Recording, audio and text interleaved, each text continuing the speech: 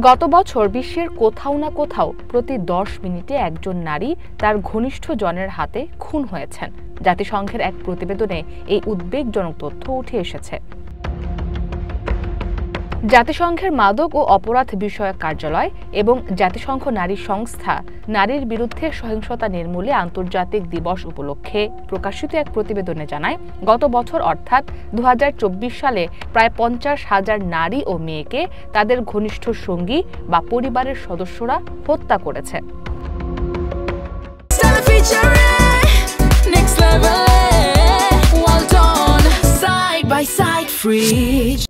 প্রতিবেদনে বলা হয়, বিশ্বজুড়ে নিহত 60% নারীর মৃত্যু হয়েছে তার সঙ্গী বা আত্মীয়, যেমন বাবা, চাচা, মা কিংবা ভাইয়ের হাতে।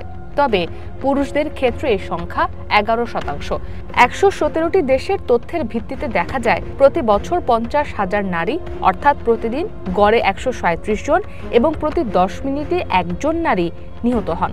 এই পরিসংখ্যানটি নারীর প্রতি সহিংসতা এবং লিঙ্গভিত্তিক অপরাধের ভয়াবহতা তুলে ধরে। চলতি বছর প্রকাশিত এই সংখ্যা 2023 সালে প্রকাশিত সংখ্যার চেয়ে সামান্য কম। তবে এটি প্রকৃতপক্ষে কম নয় বলে প্রতিবেদনে উল্লেখ করা হয়েছে, কারণ দেশভেদে তথ্য সরবরাহের তারতম্যের কারণেই মূলত এই পার্থক্য দেখা যায়। নারী নির্যাতনজনিত হত্যাকাণ্ডের ঘটনা প্রতি বছর হাজার হাজার নারী ও মেয়ের জীবন কেড়ে নিচ্ছে। এক্ষেত্রে কোনো উন্নতির লক্ষণ দেখা যাচ্ছে না। এছাড়াও হত্যার ঝুঁকির ক্ষেত্রে নিজের ঘরই নারীদের জন্য সবচেয়ে বিপজ্জনক স্থান বলে উল্লেখ করা হয় গবেষণায়। প্রতিবেদনে আরও বলা হয়, প্রযুক্তিগত উন্নয়ন নারী ও মেয়েদের প্রতি সহিংসতা আরও বাড়িয়েছে। নারী হত্যা কোনো বিচ্ছিন্ন ঘটনা নয়, এটি প্রায়শই ঘটে যাওয়া ধারাবাহিক সহিংসতার একটি অংশ।